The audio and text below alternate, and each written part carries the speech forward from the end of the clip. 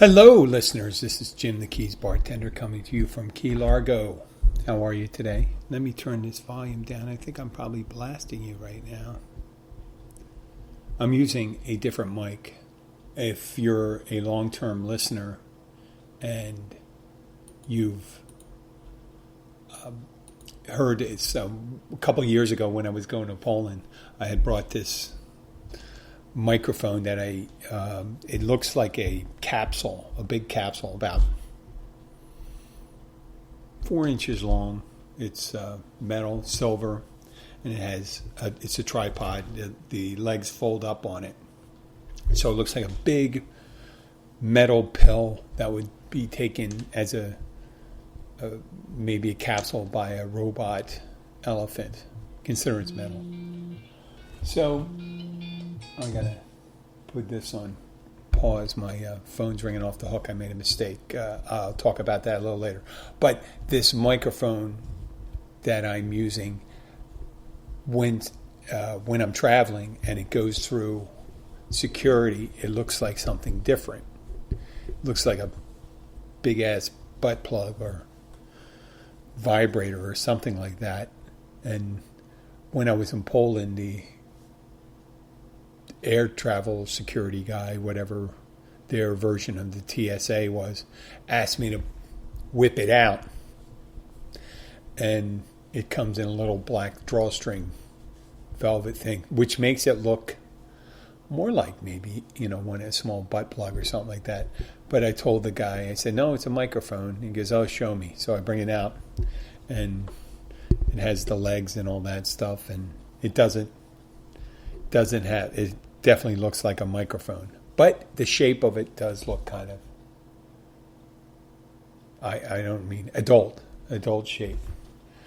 That being said, since I'm trying to motivate myself. It's so hard to do a show sometimes when you feel you're not at your peak. I'm physically fine. I just have a lot of things to take care of, and it's hard to keep your mind on track with your main goals. My main goal today, besides going to work and besides teaching my spin class, which starting next week, I'm going to be teaching my spin class twice a week.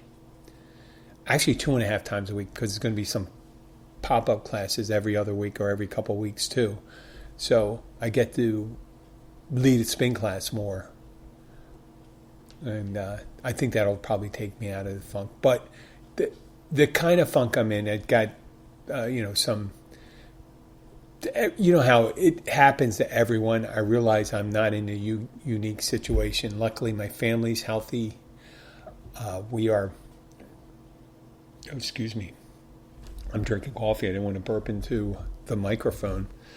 But it is piling up. I had... today, for the last couple of weeks, I just realized when I locked my car, my horn wouldn't go off to signify that the car was locked.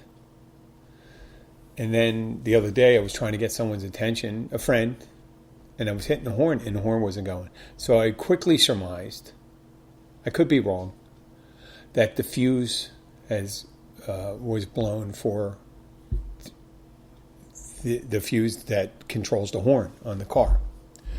And so I went and started downloading things. Everything's available on the internet. And I used to have a Chilton's manual years ago where I can, for almost any car, you can do almost any type of work. And until recently, I could download the schematics or a fuse box, the schematics of a fuse box, a diagram to tell you which fuse is which item. And when I started doing research, there was like 15, 16 different arrays for the fuse box. And if you ever gone into the fuse box of a car, you'll see, and I know this is above some of your heads and stuff like that, or some of your more in-depth knowledge of it, there's dead spots, meaning they don't have fuses in it. It doesn't mean they're missing, they just don't use them.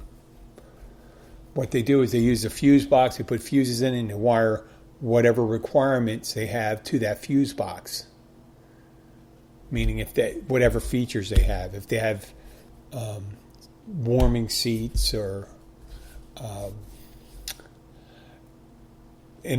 collision detection items and stuff like that on your car, that's all goes through a fuse box. This way, you don't have one fuse that controls the whole car. You have multiple ones that controls these subsystems, and you can replace them when they get overloaded or whatever causes them to burn out.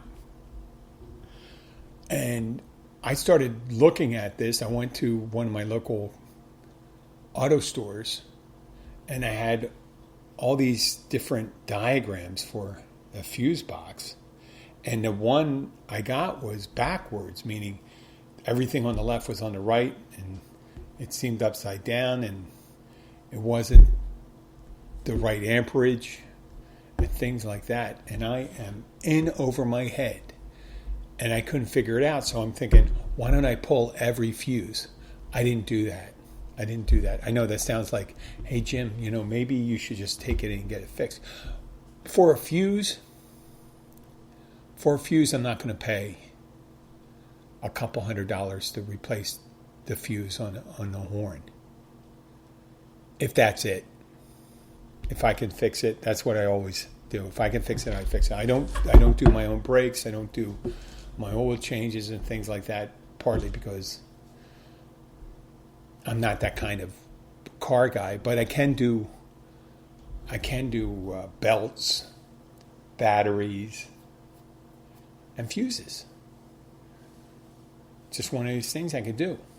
I've done it before. I actually put on an air pressure sensor on one of my older cars that I had about 12 years ago. So I spent a couple hours on that today, and this year we're looking for a new health plan. It is a pain in the butt, but I realize, like everyone else in the United States and in the world, I'm not solitary with problems and things like that. So you must prevail and go on. So I'm going on with the show. That's it. Yesterday was my double, so I didn't really have time to do a show. Did I do a show yesterday? I'm not exactly sure. Maybe I did.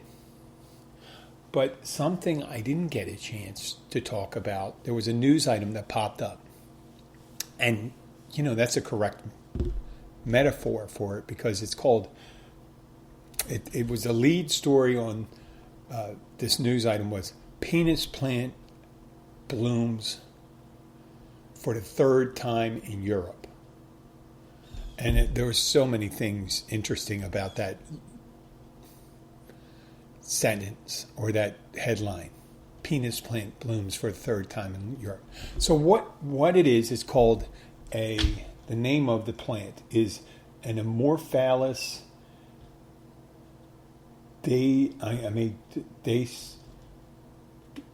decussylvae. Amorphalis decussylvae. The penis plant, because it looks like a misshapen penis. And I guess the last time it bloomed in the area wasn't even the same plant. They said it was about 25 years ago. And it's only bloomed 3 times. It's a native plant in Indonesia, the island of Java. So I imagine it blooms there on a regular basis. And it's this big ass plant, and it smells like rotting flesh. That's what they describe it as. I mean, it's like a big winter. I guess the only reason why they're doing it is because it's called a penis plant. Imagine the penis plant, and it stinks like a rotting corpse. And where it bloomed was one of the, maybe it was a year and a half ago. I had some listeners from the Netherlands, and I think they finally got over what I had to say about Leiderdorp. The Leiden, I think Leiden, Leiden, University of Leiden, the botanical university in Leiden, which is near Leiderdorp, Netherlands, which I was making a courtship plea to Leiderdorp, meaning I was wanted to do some kind of ritual with them, maybe get Key Largo to be the sister city or something like that. But then again, it's not a famous enough city. Now it might be, because it does have a penis plant that smells like a rotting corpse. And so I guess things haven't changed that much. The national news media is still kind of controlled by the mentality of 12-year-old boys or 58-year-old bartenders. Because that is a weird thing to lead with. A penis plant. But I would take it. If someone say, hey, pitch some stories. I'm a USA Today editor. Oh, we have this news item out of the Netherlands, and it's a Morphalis decussylvae plant, otherwise known as a penis plant. And it doesn't bloom that often. And it bloomed. What are you saying? Penis plant? Put it on the front page. Well, I don't know if it was on the front page of USA Today, but the USA Today did have an article on it. And NBC, I think, carried it, and CNN. There's any reason to get an article to make people turn the page to it. How many times these horrible stories you go into, turning on the news. It's horrendous, some of the things you hear about. It's a big world out there, and some bad things happen. Fortunately, most people don't have those horrible things happen to them. But the news kind of creates that atmosphere where you're saying, oh my God, it's so dangerous. People are so violent. And things like that. So every so often, they have to throw in a story. Like the penis plant. The Morphalis decussylvae plant.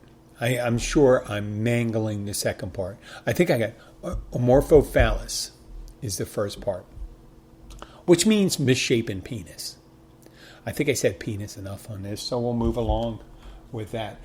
I mentioned yesterday on the previous episode that we would talk about another classic drink. I guess I'm going to combine these because I did talk about the Martini, but it also talked about a little about the Manhattan. But along the lines of Manhattan, when you blend a little from that Manhattan, there is a drink called the Old Fashioned. And it's made with whiskey, bitters, a bit of sugar, normally a sugar cube, orange rind and cherry, and water. Now, I use club soda. I did a little research on it, and no one makes it with club soda. So I've been making this drink wrong for years. I think what happens when you're a bartender, you learn it the first time from someone and you think that's the way it's made all the time. You just say, and you realize that there's so many different recipes for the same drink. It's generally the same thing. An old fashioned is normally made with either Canadian, bourbon. I guess you can make it with scotch. I don't know if I'd make it with scotch, but yeah. Or rye. You could do a rye old fashioned. And it's on the rocks normally. So the way I make it is simple syrup, a slice of orange, and a cherry. And then muddle those a bit. And then a splash of bitters, the whiskey, about 2 ounces, and club soda topped with. It's a simple drink that I've been making wrong forever. But people still drink it. They don't dislike it. So now I guess I don't understand, if you're putting ice in a drink, why would you need to put water in the drink? Because there's going to be water. They said to put 2 tablespoons of water in with the old fashioned. I guess that has to do with mixing up. Where they used to use sugar cubes. You put 1 cube of sugar in there. Have you ever seen that? People say, that's how they used to take their sugar. Instead of using the spoon, they use little tongs to pick up, 1 lump or 2, right? Or 3, depending on that. So, yeah, old-fashioned sounds like a sexual position, doesn't it? It's like a missionary position. Let's do it. I'll do an old-fashioned. Give me old-fashioned. Give me old rub and tug. Or the happy ending, or something like that. Now, old-fashioned goes in a rocks glass. And it's generally about a 5-ounce glass, holds 5 ounce liquid, but with the ice, whiskey, club soda. I put a splash of club soda, but you can put water, and you make those. And that's an old-fashioned. And you really don't shake an old-fashioned. You shake the Manhattans, the Martinis, and things like that. And you get in a Manhattan, it's whiskey and sweet vermouth. Unless you're getting a dry Manhattan, it's whiskey and dry vermouth. And a lot of times when it comes to Manhattans, they're served up. Meaning chilled up, no ice. Or you can have it on the rocks. So if it's up, it's in a martini glass.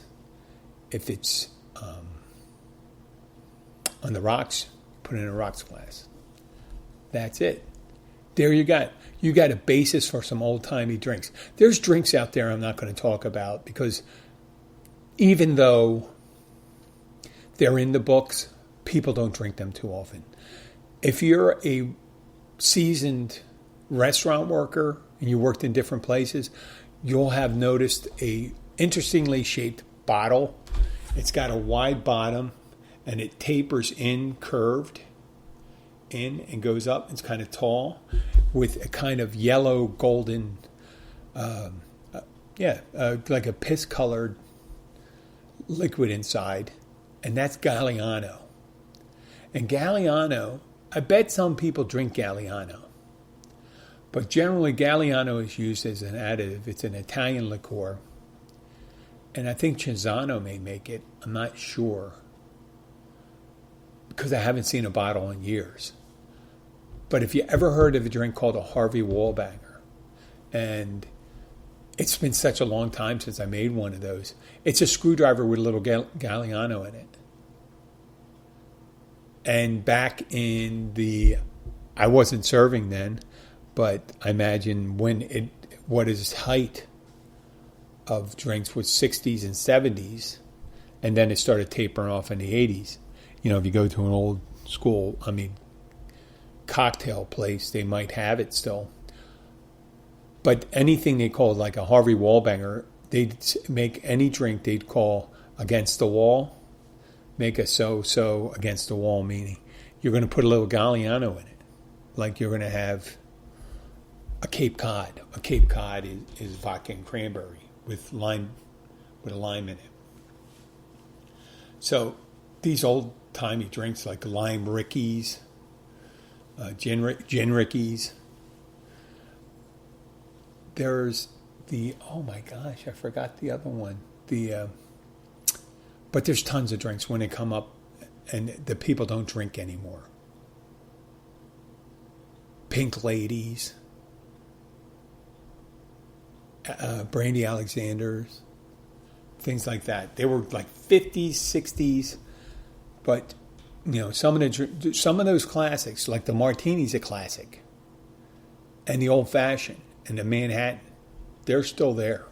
People still drink them because they just have a way, a nuance about it that people still do it. Those candy flavor ones, they don't last because they vary so much. When someone asks for a drink, I like coconut. And I may get, if I can get a coconut vodka or a pineapple vodka. I know pineapple is a coconut and stuff like that, but I can use a little Coco Lopez and pineapple vodka and make kind of a a drink that would be complementary to that. When someone comes up, I said, "Do you like the?" I'll ask them if they like the ingredients. They might. It would probably go together. Some things you kind of know that won't go together. I make a peanut butter martini. Yes, a peanut butter martini. He said, "Well, how the fuck do you make a peanut butter martini?" I'm going to tell you. Use let's say a 5-ounce glass. And what you want to do is you're going to use 2 parts vodka, 1 part chocolate liqueur, a teaspoon of peanut butter, a tablespoon of ice cream, and a little ice, and blend it well. And you can garnish the martini glass with, and when it blends, that peanut butter actually goes throughout the whole thing, and it tastes. People love it. I'm just going to say it tastes great. I didn't like these dessert martinis when I was drinking, and I'm definitely not going to. If I ended up going out, it would not be on one of these dessert martinis or flavored drinks. It's not like Jim's going off the wagon. He's drinking a strawberry daiquiri. I've had a strawberry daiquiri. I've had a pina colada before. I haven't had a lot of them. I had a strawberry margarita. It's just not one of those things. I go back to the things I like, and the things I always liked was beer, vodka, bourbon, wine, maybe gin, a gimlet, like a gin gimlet, a vodka gimlet. But that's pretty much it. I mean, I never really was a big fan of rum or scotch. Like, give me a good gin, vodka, a dry red or dry white. I'm not into any sweet wines. It's pretty good. Last night at the bar, someone brought in a really nice bottle of Syrah. Syrah. And it had a wax cover over the top of the bottle. And people get a little intimidated by that, some of the workers. And you just got to cut around the top of the bottle, right down the lip. I should do a video on that, how to do proper wine service. So when you go up to the table, you have all your glasses and all this stuff. Make sure they're clean. And you hold the bottle, label out towards the person, whether it's their wine or not. Meaning, if they brought it or you brought it because they ordered it, you present it to them, you show them, this is it, this is the year, blah, blah, blah. I'm going to open it now. And then you start cutting the foil. I'm a big fan of cutting the foil.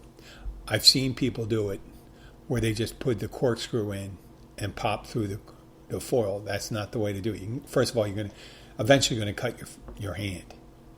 The foil is going to get it. What you do is, on every wine key, a wine key is that little, like 3.5-inch, 4-inch tool that opens up. And it's not like the corkscrew where you have the 2 arms and you screw it in and then you push it down on the side. This is more like a pen knife. And what you do is you have a tiny little knife on one side for cutting the foil. It's serrated, a tiny 1-inch long serrated blade, and that's just big enough to cut the foil, or in this case, the wax off the top of the bottle. And I guess that keeps the cork from drying out, because that's a big deal when you have wine sitting around sometimes. Sometimes people really worry, especially really good wines. I don't know how many great bottles of wine that I've taken my wine key from and I started screwing into it and I just see flakes of the cork coming off. That could mean a lot of different things, but what it means to me is that there's dry rot in the cork. And there's a really good chance that if you're not careful, you're going to break the cork apart and it's going to fall into your wine. So you got to kind of back it out and be sure. But sometimes the only way to do it is to, go all the way in. Stick it all the way in there. I mean, get that corkscrew all the way in and then slowly back that cork out. Because a lot of times when you get dry rot, you just get pieces of it, and it falls into wine's cork falls into a really good wine. It's called corking, or it's being corked, and that ruins it for some of the aficionados. If someone brought it and they had a dry rot cork, I would approach them and say, "Listen, this bottle, it's dry rot. It could be caused by numerous things, but a lot of times it's because people didn't store it. If you ever see wine stored, it's usually stored at a tilt with the bottom up slightly and the front down slightly. And that keeps the cork moist, meaning the wine's hitting the top of the bottle and it's getting some moisture to the cork so it doesn't get that dry rot. And the wine kind of seals up, meaning the cork gets bloated on the bottom, which is good because it keeps it from oxygenating inside. And that's what sometimes turns the bottle, the wine into vinegar if it's stored long. But I'm getting too far afield of this stuff. So these guys had this bottle of wine. I got the wax. I'm showing it to them. And when you're cutting the foil, you just want to make sure you got the label out, and you're just moving the knife around. It's a skill, not a great skill. And then when you're putting the wine key in, you want to turn the wine key and keep the bottle straight towards the person holding the neck out, doing that. And then you open it. You don't take the cork all the way out. You bring it right to the end. That's what I do. Unscrew the corkscrew, then pull this cork out. Let it rest for a little while. Sometimes people have big carafes where the wide bottom carafe, so the wine can open up the taste. Because when it's sitting in the bottle, it's stored that way. But really good wine needs to be breathed. It needs to breathe. It needs to get some oxygen in it temporarily. Obviously, in a day or two, it's going to be dog shit. I always say that about wine, stuff like that. You have the cheap wine, the stuff they sell in the gallon bottles, the 2-liter bottles or whatever they are, they last forever because of some of the way they manufacture it. The other stuff, if once you open it, it starts turning in the beginning. It's usually good it's probably at its peak a half hour after the bottle's been opened. And then it starts to degrade after that. That's why you see people taking stoppers that have a valve on it, and you can suck all the air out. And it's a pump. And you pump the air out. It makes it less interactive and it'll last a day, 2 days. You get wine coolers. The cooler you keep it, the better, but not necessarily the case. You necessarily don't want to chill wine. And since we're on the topic, in the United States, we serve our red wine a little warmer here. It should be a little cooler. And the white wine, very cold. And it should be a little closer to room temperature. White wine should be chilled, not ice cold. Now, champagne could be ice cold. It should be ice cold. So that's pretty much it for that with the old-timey stuff. I talked about my car. I talked about the Penis Plant. We did have a lovely couple from Minnesota in last night at the bar, Harlan and Christy. And they sat with us at the end of the night. Sat with us. I'm talking about the royal we. And they were asking about the food and what to like to live here. And I told them I was recently up north of here. And I said pretty much every place is north of us in the United States.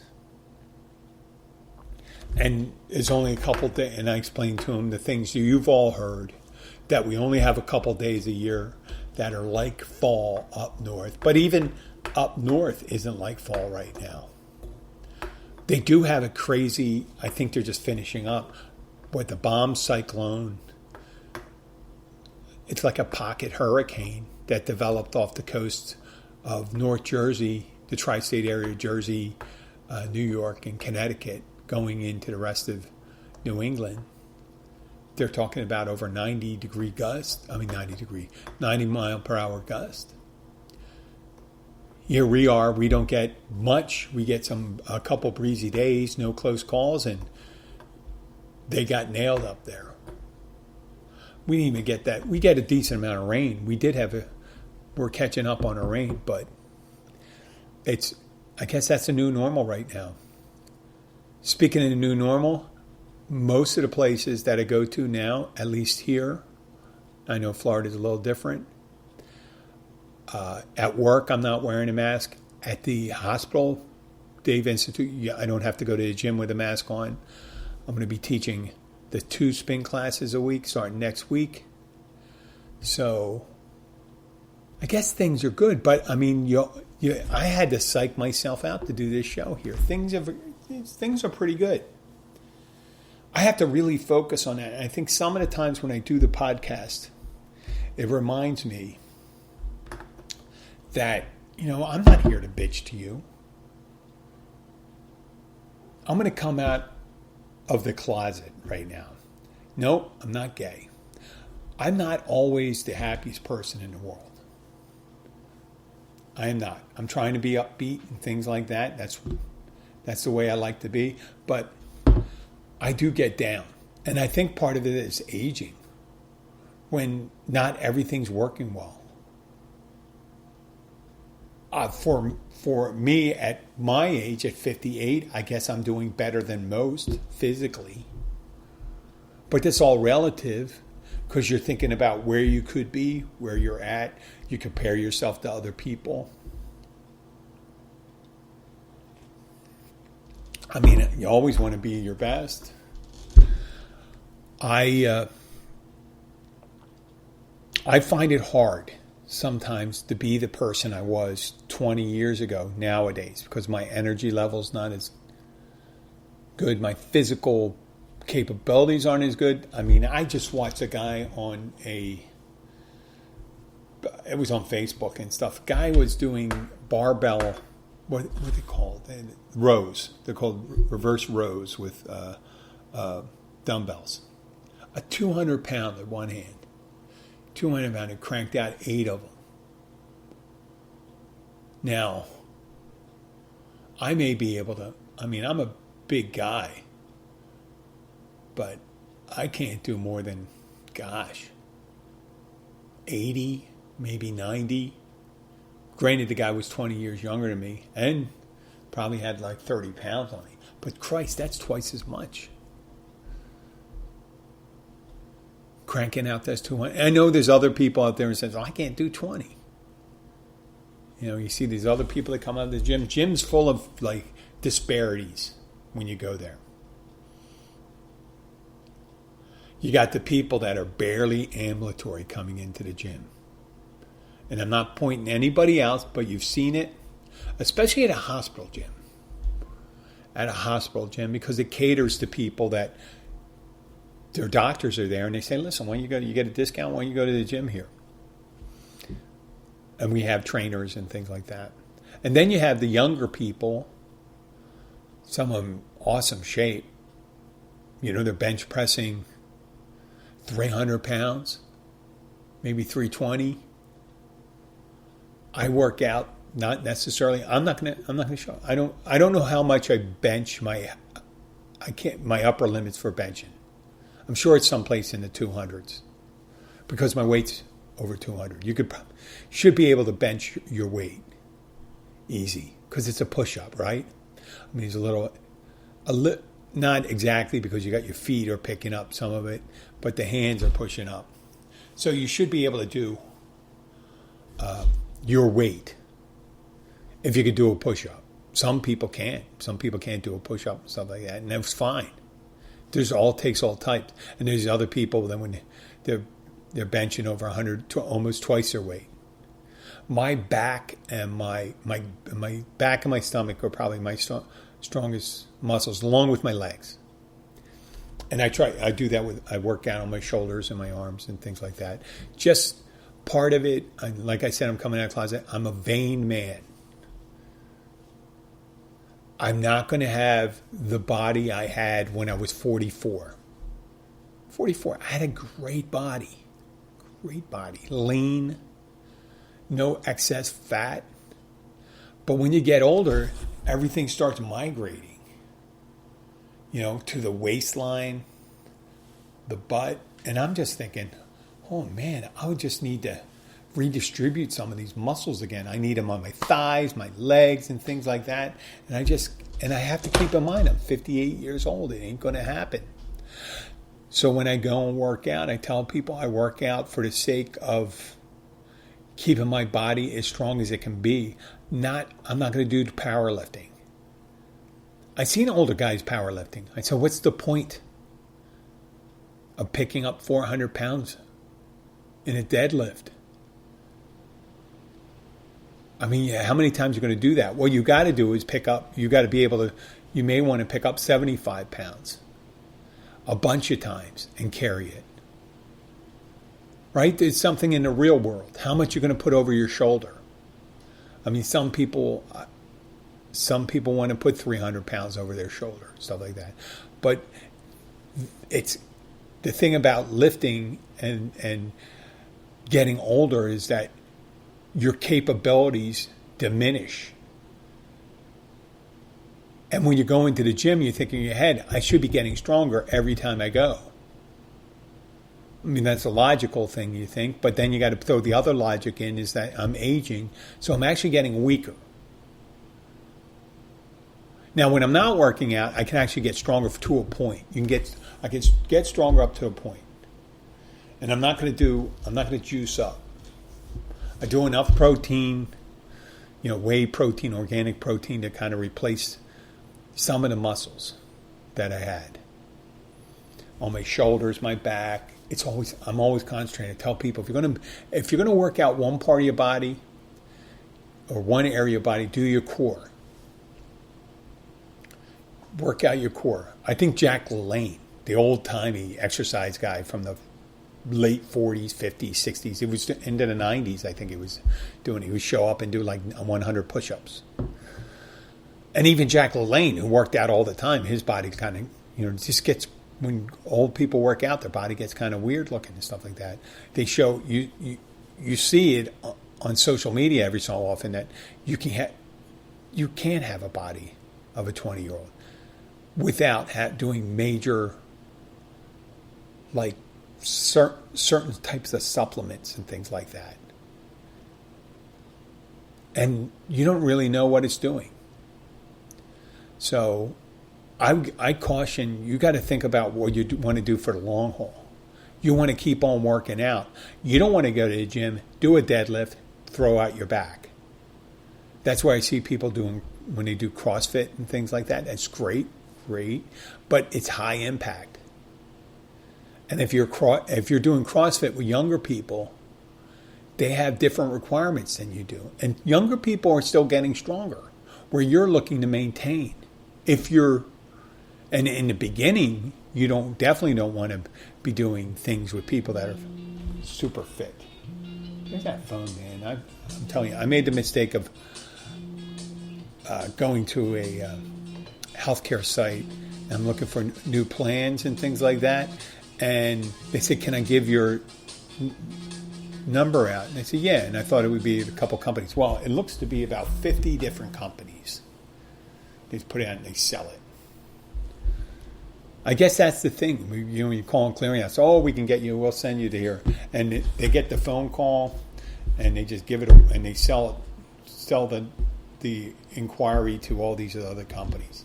So last couple of days, I've been getting a shitload of phone calls.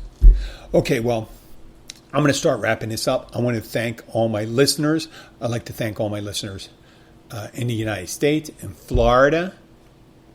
We need some Key West listeners. We need some Marathon listeners. Got the Key Largo people. Thank you. We're in full Fantasy Fest mode right now. Yeah, Fantasy Fest. It coincides with Halloween.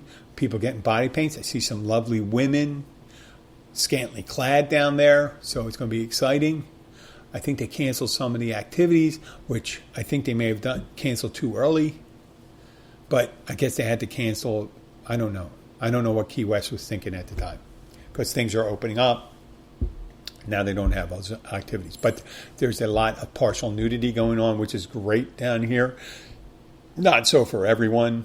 I told you that. Not everyone needs to show all their body. But if you're proud of your body, do what you're going to want to do, and don't let anybody shame you for it. I'd like to thank my foreign listeners, Taiwan, India, France, Germany, United Kingdom. Thank you, Poland.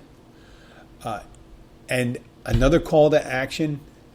I mean, falling on deaf ears, but if you could download as many episodes, I'm talking to you listeners, please download as many episodes as you can. Even if it's episodes you listen to. And delete them after a while.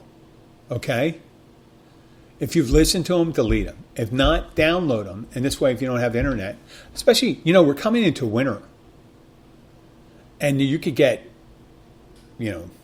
anytime you may be cut off from the outside world. What could be better when you're snowed in someplace? Right? In Bozeman, Montana. Or North Dakota. Or Minnesota. But having a couple hundred episodes of the Keys Bartender. You can fucking listen to it all day long while you're trying to dig you out. And then someday future generations will find your ice house frozen, and they'll find you in your easy chair with your headphones on, and they'll say, oh, this person died. Let me turn this off. This person died listening to a podcast. No, I don't think that's going to happen. But remember, folks, if you have any questions, please send them to jim@keysbartender.com. Please download as many episodes as you can. Help us out. The more downloads I got, the more listeners. It equates to listeners, and I get more sponsorship opportunities. And when I say more sponsorship opportunities, there won't be more commercials. There's already breaks in there and stuff like that. What I'll do is a cut back on the breaks that they do the commercials, and I'll do my own commercials. And they're usually better. Usually better than the other ones, because I'll just come up with it. No, I'll write them. I'll make it informative. And I'd like to thank you. I'll be signing off. Hopefully I'll be back tomorrow. But thanks for being here. I feel better already, just having an opportunity to talk to you. Have a great day, and goodbye. Till next time.